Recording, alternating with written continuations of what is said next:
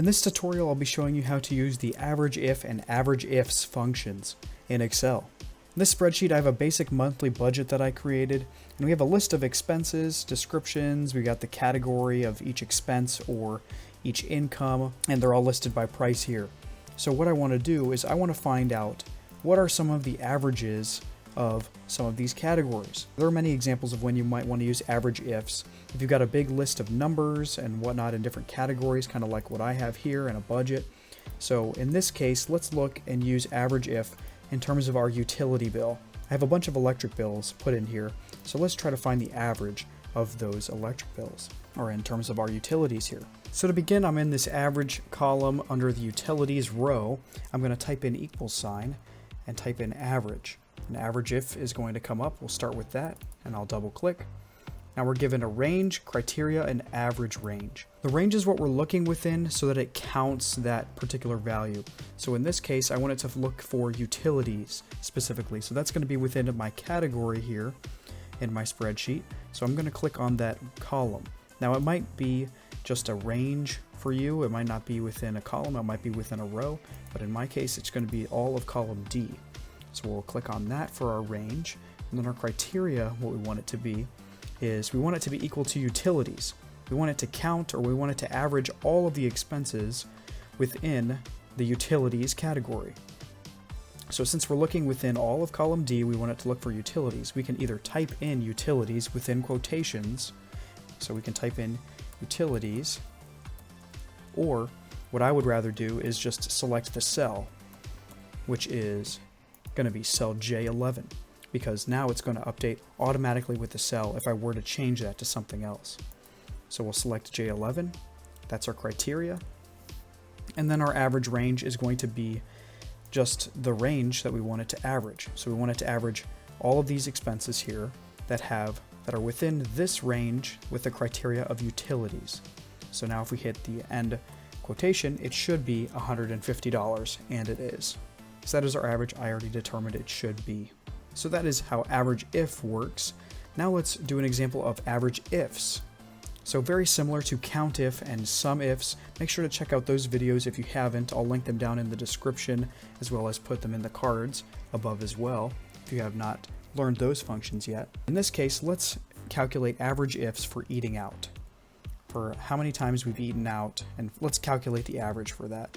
So let's type in average. We'll click on AVERAGEIFs this time.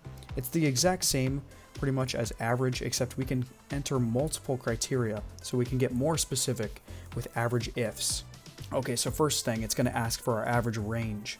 So it does it in a slightly different order. Our average range, what we want it to average specifically, is again going to be our expenses, so that's column F. Then we'll hit comma. Now it's asking for a criteria range. So our first criteria is going to be, or our range is going to be column D, because we want it to look for eating out this time. So we've got column D, and then our criteria 2, again, I'm just going to click on cell J14 for eating out. So then we're going to hit comma, so that's it for that criteria. Now we need to enter a second criteria.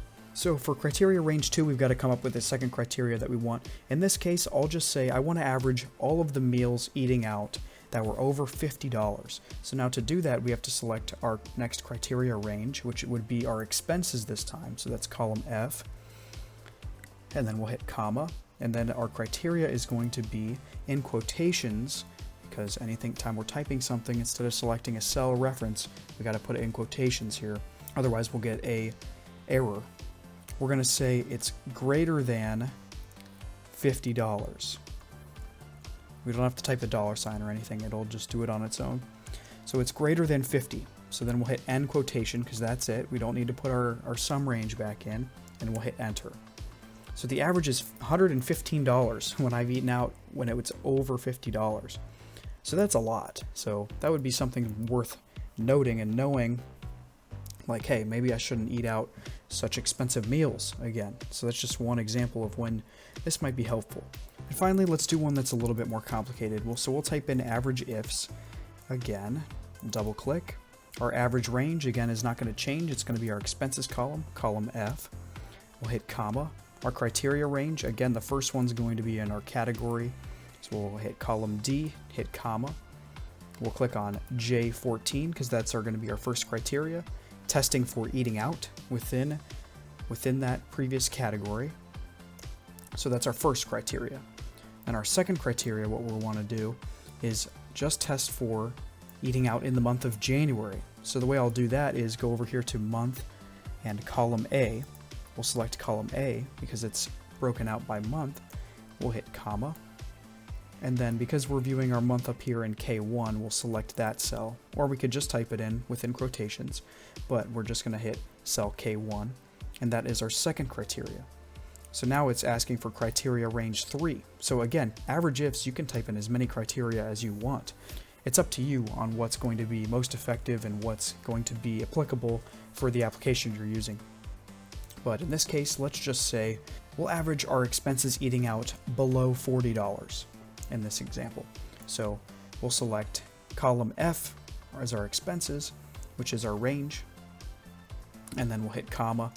And then criteria 3 is going to be within quotations. We want to look for everything less than $40. So we'll type in less than and 40, and then again, close the quotation marks, close the parenthesis, and hit enter. Then we're going to get our average here, which is 22.5.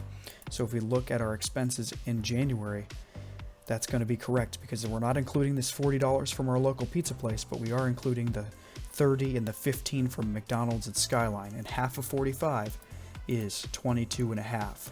So we know that that's correct. And again, what that is looking at is we got 3 criteria. First, it's checking for eating out. Next, it's checking for the month of January in column A. And then finally, it is checking within our expenses for everything below $40. So that just narrows it down just to these 2 values here, and it averages those 2 values. So hopefully you found this video helpful, how to use average if and average ifs. Please like and subscribe. If you enjoyed this video, ring that bell for notifications. I really appreciate it, and it definitely helps out the channel. Make sure to check out any of these other videos if you haven't seen those yet. Check out SUMIF and COUNTIF if you haven't done that yet. And I hope to see you guys next time. Have a wonderful day.